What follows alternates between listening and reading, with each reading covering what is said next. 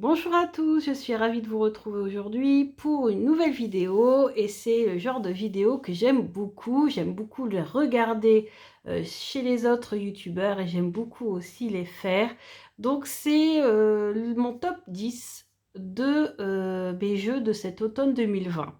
Alors ce sont des jeux qui pour la plupart, en fait je les avais déjà l'année dernière.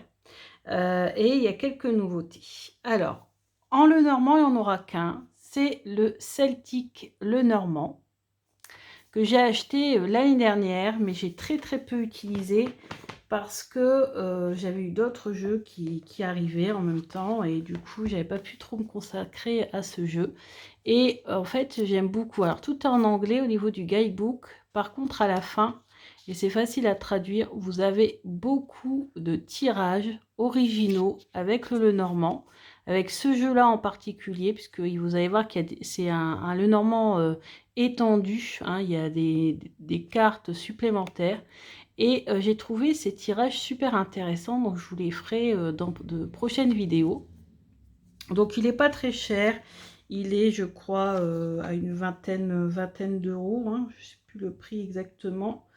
Et c'est chez US Game en fait, hein. J'avais dû attendre un petit peu avant de l'avoir et d'ailleurs à un moment donné, j'ai bien fait parce qu'il a été un petit peu en rupture. Donc vous voyez, c'est dans les couleurs bien sûr vertes, hein, puisque bien sûr qui dit automne dit couleur verte, marron, hein, c'est les couleurs des arbres, des feuilles qui changent de couleur, etc.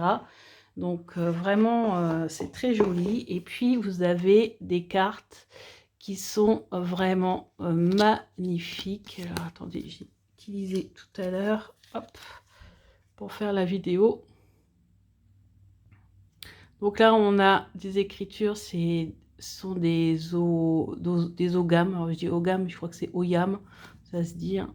Donc les souris, vous voyez, dans la grange, d'où l'importance des chats à cette époque-là, pour chasser les souris. Vous avez beaucoup de chats à cette époque-là. Le lys, le cavalier, voilà, le jardin, le nuage. Donc, il y a donc deux femmes, deux hommes, plutôt jeunes, plutôt âgés, et pas forcément le même statut social aussi. Ça, c'est super intéressant. On a la croix celtique, on a le bateau, on a ici comment c'est, le coffin, ah, le cercueil, ça y est arriver, c'est un tumulus. Donc à Locmariaquer en Bretagne, ou ceux qui sont de là-bas, peut-être vous le savez, hein, donc le tumulus, ça servait donc à enterrer les morts. Et en fait, pour la symbolique, il n'y avait pas de porte. Ou s'il y en avait une, elle devait rester ouverte. Parce que symboliquement, les défunts sont toujours parmi les vivants. Et j'avais trouvé cette symbolique super intéressante. Alors, des oiseaux, il y en a trois types. Il y a les poules, il y a les oiseaux classiques et il y a les chouettes. Donc ça, c'est chouette, justement. Ensuite, on a deux arbres. On a l'arbre avec le hou. Donc, en même temps, vous voyez, on peut peut-être mieux dater, hein. Et on a un autre arbre qui est plus un chêne plutôt un chêne bien ancré, vous voyez. Là, c'est la clé. Bon, la clé, c'est ma clé, c'est ma carte préférée. Mais le problème, c'est que celle-ci, elle est plutôt classique. Après, il y a juste certaines cartes où le symbole est un peu plus compliqué, comme ici avec le cœur. Vous voyez, le cœur, en fait, c'est un coquillage. Donc, en fait, au départ, on regarde les nuages. Enfin, moi, c'est ce que j'ai... En premier, j'ai regardé les nuages. Donc, j'ai confondu cette carte avec les nuages. Là, vous avez la lune, hein, qui est magnifique. Et regardez, on a un chien, mais on a aussi un chat. Bah oui, parce que chez les Celtes, le chat est extrêmement important. Parce que, comme je viens de vous le dire, et depuis le néolithique, l'animal a été domestiqué pour chasser les souris qui grignotent le fruit du travail des hommes, et notamment le grain, le blé. Donc, voilà. Et puis, voilà. Bref, un très joli le normand que j'aime beaucoup et que je garde entier. avec un dos magnifique. Et pour moi, c'est le Normand que j'utilise depuis qu'on est passé à l'automne. Parce que, je sais pas, je me connecte très bien avec lui. J'ai relu le petit guidebook pour vous faire bientôt les tirages spéciaux. Alors ensuite, je vais vous présenter les jeux pour la divination. Donc on a l'oracle des reflets de Célia Mélesville. En fait, ça fait très longtemps que je ne l'ai pas sorti. Alors j'avais fait toute une série de vidéos. J'avais étudié les cartes avant même de les avoir reçues et tout et tout et tout. Et puis finalement, alors je l'ai reçu le jour où mon chéri était parti pendant plusieurs mois pour son travail. Et du coup, ben, peut-être que du coup, ça associait un petit peu à la tristesse. J'en sais rien parce que j'associe beaucoup mes jeux à la période où je les ai achetés et à ce que je ressentais au moment où je les ai achetés. Alors je ne sais pas si c'est dû à ça ou pas, mais en fait je l'utilise pas souvent alors qu'en fait il est vraiment top. Donc j'ai décidé de l'utiliser prochainement pour faire mes petits tirages. Parce que dans une autre vidéo aussi, je vous montrerai mes achats aussi que j'ai effectués au mois de septembre. Et j'ai acheté un agenda dans lequel je mets mes tirages du jour. Donc je vous montrerai ça. Ensuite, on a bien sûr les cartes divinatoires d'Algariel. Alors pareil, c'est un jeu qui pour moi est associé à partir de la période automnale, mais bien sûr on peut l'utiliser à n'importe quel moment de l'année. Alors pourquoi est-ce que je l'associe à l'automne? Bah peut-être parce que tout simplement, vous voyez, ce sont des aquarelles, on a l'impression qu'il y a toujours un peu de brume ou de brouillard, enfin vous voyez, c'est, je sais pas, et puis il y a une carte aussi, alors je sais pas si je vais vous la trouver, il y a une carte qui, ouais, celle-ci, systématiquement, elle me fait penser au 11 novembre. Ouais. Au 11 novembre, c'est ce soldat de la Première Guerre mondiale, anglais, on voit son casque, c'est un anglais. Et en plus, comme je fais beaucoup de projets pour honorer les soldats, je suis du nord de la France, hein, donc on est en plein sur les champs de bataille. Donc je mène beaucoup de projets justement pour honorer les soldats qui sont morts chez moi ou pas très loin de chez moi, etc. Les monuments aux morts, etc. Du coup, bah, je me sens... D'ailleurs, je distribue aussi des bleuets, les bleuets de France. Alors ça, alors eux, les Anglais, c'est plutôt le coquelicot. Les Français, c'est plutôt le bleuet. Ce sont les fleurs des champs qui poussaient justement sur les champs de bataille. Le coquelicot, donc symboliquement, ben, en fait, c'était une plante qui poussait sur les cadavres donc des soldats morts et donc la tache de sang, en fait, hein, le sang du coquelicot. C'est pour ça que cette rose, en fait, elle pourrait aussi aller très bien avec et pourrait représenter, pourquoi pas, un coquelicot, je trouve, hein, ça serait intéressant. Et nous, bah, les Français, la fleur qui a été retenue, c'est le bleuet parce que les soldats avaient un uniforme vers le milieu de la guerre, même un petit peu avant, qui avait changé de couleur, hein, au lieu de passer du pantalon rouge Garance, on est passé du pantalon rouge Garance à l'uniforme bleu horizon. Donc les bleuets, c'était les jeunes soldats qui venaient d'arriver sur le front. Et du coup, bah, en fait, les Français ont choisi la couleur du bleuet, le bleuet comme fleur symbolique des anciens combattants. J'aime beaucoup cette carte, le blé. Donc voilà, donc je sais pas, donc ce jeu, je sais pas, plutôt associé pour moi en tout cas, hein, à la période automnale, hivernale, à beaucoup aussi à Halloween, parce que je m'en sers pour communiquer avec les défunts et puis pour faire les vies antérieures aussi. Ensuite, on a celui-ci, bah, grâce à sa couleur et puis à la symbolique de l'arbre, et ben c'est un jeu que j'utilise beaucoup à l'automne et à l'hiver, surtout à l'automne d'ailleurs. Pendant l'été, j'utilise l'oracle de Lana à la place. Vous voyez, il est très précis pour la divination. Bon, j'ai un petit peu abîmé ici, j'ai corné un petit peu le livre en le remettant dans sa boîte. Donc en fait, on l'utilise à l'intuition, hein, principalement. Vous voyez, le livre n'est pas très très fourni, pas très développé, hein. Et il y a beaucoup de cartes, donc ça donne des tirages très précis. Il y a des personnages, il y a les saisons, voilà, donc c'est très précis. C'est un genre d'oracle G, mais avec des cartes plus grandes et beaucoup plus illustrées. Ensuite, vous avez l'oracle des murmures, par son côté craft, son côté nature, comme ça, il est très automnal pour moi, j'utilise. Alors j'utilise quand j'en ai envie, hein, mais voilà, là pour cet automne, j'ai envie de le sortir, pour cet automne 2020, j'ai envie de le sortir. Voyez, alors lui, il est très intuitif et il est très intéressant. Il est à la fois divinatoire et à la fois développement personnel. Il peut faire les deux en fait.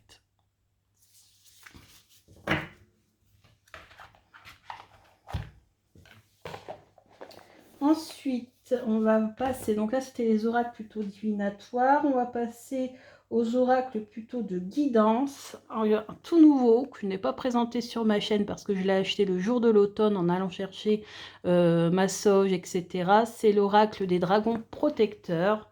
Et il est, pour moi, il fait penser à l'automne, par peut-être ici son coffret, peut-être aussi parce que je l'ai acheté le jour de l'automne. Donc c'est du Lucy Cavendish. Donc j'ai tiré des cartes, il est très beau, mais au niveau message, bon, voilà quoi. Ça reste des messages ouais, de guidance. Spirituel. Bon, en même temps, c'est du Lucy Cavendish, hein, donc voilà. Pour répondre à des questions précises, je n'utiliserai pas celui-là. Je l'utiliserai juste pour avoir un petit conseil de mon dragon intérieur, on va dire ça comme ça, de ma flamme intérieure, de mon pouvoir intérieur. Quand je sens que je suis en baisse d'énergie, pourquoi pas, hein, demander au dragon de me donner un petit conseil. Et d'ailleurs, j'ai tiré, ma première carte, c'était sur suivre le cycle de la lune. Comme quoi. Ensuite, autre oracle de guidance, celui que j'ai depuis longtemps maintenant et que je ressors bien sûr à chaque automne, c'est les esprits de la forêt. D'ailleurs, les cartes commencent à s'user, le boîtier commence à s'user. C'est le jeu préféré de mon chéri. J'ai retiré 3 cartes que j'ai mis à côté de ma bougie Bordeaux que j'ai brûlée le jour de l'automne, avec une pomme, mon épi de maïs qui est là. Enfin voilà, il est pour moi très très automnal ce jeu. Il est aussi juste magnifique et peut-être plus précis. Regardez ceci, plus précis que celui des dragons. Je trouve plus précis que celui des dragons. En même temps, il y a aussi des mots-clés, tout ça, donc c'est plus facile aussi à utiliser, je trouve. Et ensuite, un de mes chouchous, The Arboridium. The Arboridium, tout est connecté. Hein. Un jeu que j'ai présenté sur la chaîne quand je l'ai reçu, tellement que j'étais contente de l'avoir. Vous voyez, le dos. Et voilà. Donc là, c'est l'arbre ancêtre, plein de sagesse qui nous guide. Voilà, foi l'intuition. Alors là, vous utilisez celui-là et c'est clair que votre intuition va être bien aiguisée. Il est vraiment magnifique. J'adore les couleurs, j'adore l'ambiance. Très automnale et hivernale, donc vraiment magnifique. Vous irez voir la review. Hein, je vous ai montré, je vous ai présenté celui-là. Et son petit frère qui est The White Air Wisdom, que là par contre je mettrai dans mon top 10 des jeux d'Halloween. Alors ensuite, il me reste 2 tarots. Le tarot de la magie verte, mon tarot chouchou, le premier tarot vraiment illustré que j'ai utilisé grâce à mon intuition, parce que franchement, c'est celui que j'ai utilisé pour faire mes petites explications des cartes mineures. On peut l'utiliser en tirage psychologique, il y a les couleurs, il y a l'ambiance, il y a vraiment vraiment tout. Regardez celle-ci, fait vraiment penser à l'automne. On a rallumé le feu. Ouais, parce qu'ici, on rallume le feu. On l'a rallumé depuis déjà quelques jours. Parce qu'il fait pas chaud chaud. Et ouais. Donc vraiment magnifique. Moi, je le conseille ce jeu. Vraiment, si vous voulez débuter avec le tarot. Alors, au niveau des majeures, c'est peut-être pas toujours facile parce qu'elles sont renommées, etc. Et certaines arcanes, on a un peu de mal à saisir le sens originel de la carte. Mais franchement, les mineurs, c'est top. Et celui-ci, alors celui-ci, je suis en train de le travailler. Pour tout vous dire, il n'est pas simple. Il n'est pas simple, les arcanes sont renommés. Ouais, des fois, la symbolique des cartes originelles, donc du Rider-Waite originel, et ben en fait, on a du mal à saisir parfois ce qui est représenté sur certaines cartes, bon, grâce au guidebook, mais qui est en anglais. Alors, merci Google Traduction. Heureusement, il n'y a pas non plus des pages et des pages par carte, hein, sinon je n'aurais pas fini. Parce que ça fait du coup beaucoup de jeux où je suis obligée d'utiliser Google Traduction. Alors d'ailleurs, je me perfectionne de plus en plus. J'ai de moins en moins de mal à aller vérifier ou aller à utiliser... j'utilise pas systématiquement Google Traduction en fait. Il y a des choses que j'arrive à traduire maintenant grâce à mes années d'études et puis parce que j'ai étudié quand même l'anglais pendant presque 10 ans. Hein. C'est quand même triste d'avoir étudié l'anglais pendant 10 ans et puis ne pas être bilingue quoi. Mais bon, ça c'est notre système actuel en France malheureusement. Hein. On étudie beaucoup l'écrit et très peu l'oral et puis on étudie beaucoup tout ce qui est, comment on va dire, académique. Ouais, c'est pas très... enfin bref. Donc voilà, merci Google Traduction. Donc ce jeu, il est vraiment magnifique. Donc il n'y a pas le livre puisqu'il est à côté et sur ma table de chevet puisque je suis en train de le travailler. Donc là, vous avez le magnifique signe qui est dans le fond de la boîte. Une boîte magnifique de type ADA, Alliance Magique, etc. C'est édité par Lewilin et c'est à peu près 30, etc. Attendez, 30 secondes. Alors, me revoici, j'ai dû couper parce que j'ai reçu un colis d'un nouveau jeu. Alors, je pense que je vais enchaîner avec une autre vidéo juste après. Vous voyez, hein, l'euphorie, vous la sentez dans ma voix. Ah oui, ça me fait ça à chaque fois que je reçois un nouveau jeu. Bref, passons. Donc, on en était où? Donc, oui, traduction en anglais parce qu'il n'existe pas encore en français. 30 €, c'est marqué sur la boîte, mais moi, je l'ai eu moins cher sur Book Depository. Vous avez un dos qui est magnifique, qui est réversible avec ses chouettes qui nous regardent, hein, qui symbolise intuition et puis des illustrations. Mais que dire de ces illustrations? Pareil, un tarot très intuitif. D'ailleurs, à un moment donné, j'ai même cru que j'allais abandonner la traduction et n'utiliser finalement ce tarot que comme, entre guillemets, un oracle intuitif. Hein, et abandonner l'idée de chercher les significations, de comprendre ce que a voulu représenter l'auteur, etc., comparé avec le Rider-Waite de base, etc. Je me suis dit non, je vais l'utiliser uniquement qu'à l'intuition, et puis ça ira très bien. Et donc là, j'ai fait mes tirages de la semaine, donc je tire une carte par jour, et franchement, j'ai l'impression que c'est comme ça qu'il me répond, c'est-à-dire uniquement à l'intuition. Donc je ne pense pas que je vais totalement, vraiment chercher en détail, comparer avec la signification du Rider-Waite de base. Je pense que je vais uniquement l'utiliser à l'intuition. De toute façon, j'ai l'impression que les tarots me répondent. Alors ça dépend des jours, enfin ça dépend. Ça dépend des jeux. En fait, parfois, ils me répondent uniquement qu'à l'intuition, comme The Forest of, comme lui, The Forest of Enchantment, et puis le Enchanted de Tarot, on ne sait plus son nom. Everyday. Ouais, Everyday Enchanting Tarot, quelque chose comme ça, avec lequel je faisais mes tirages sur le coronavirus. Je sais pas si vous vous souvenez. Et ben, en fait, c'est un jeu qui me répond uniquement à l'intuition. Je veux dire, j'ai pas besoin d'aller chercher les significations du Rider-Waite de base pour comprendre le message des cartes. Et j'ai l'impression que les tarots, en général, les tarots me répondent comme ça, sauf si vraiment j'utilise un tarot qui ressemble beaucoup au Rider-Waite classique. ou par exemple le Winter White, où c'est sur les illustrations du Rider White de base, sauf qu'il y a des fois des flocons de neige, des trucs comme ça. Vous voyez, là, ce jeu-là, il va me répondre en fonction des significations des cartes précises. Mais par exemple, celui-là, en fait, cette semaine, j'ai tiré une carte par jour, et à chaque fois, ça m'a répondu en fonction de l'illustration, et pas forcément de la signification de base.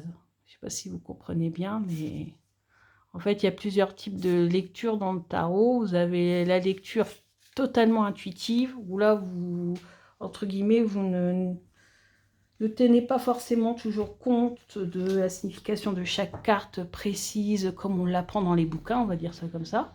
Après, il y a la lecture où on se base uniquement sur les significations des bouquins. Et puis après, vous avez la lecture psychologique, où là, voilà, vous laissez parler votre inconscient, ce que les cartes, ce que vous ressentez à partir des cartes, etc., etc. Et moi, principalement, avec le tarot, c'est l'intuition qui compte pour moi.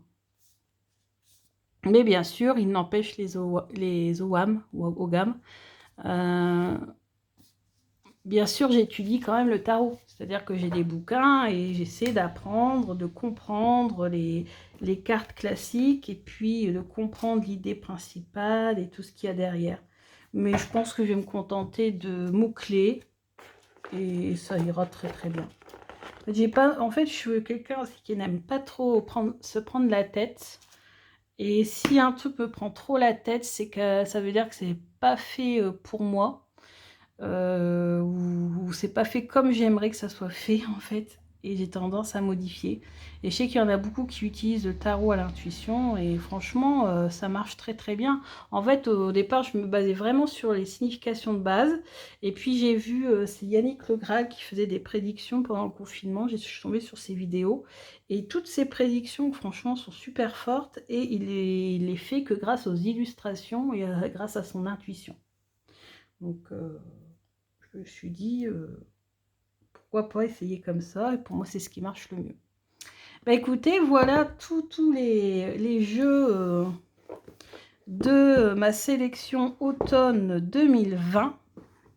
Je suis ravie de vous les avoir présentés, et puis bah, bientôt je vais vous les montrer peut-être plus en détail pour ceux pour lesquels j'ai toujours pas fait de vidéo. C'est possible, hein. Et puis, je les utilisais lors des tirages, parce que j'ai plein d'idées de tirages à venir. Donc, voilà, voilà. Ben voilà, ils sont tous là, la famille au complet. Mes 10 jeux préférés pour l'automne.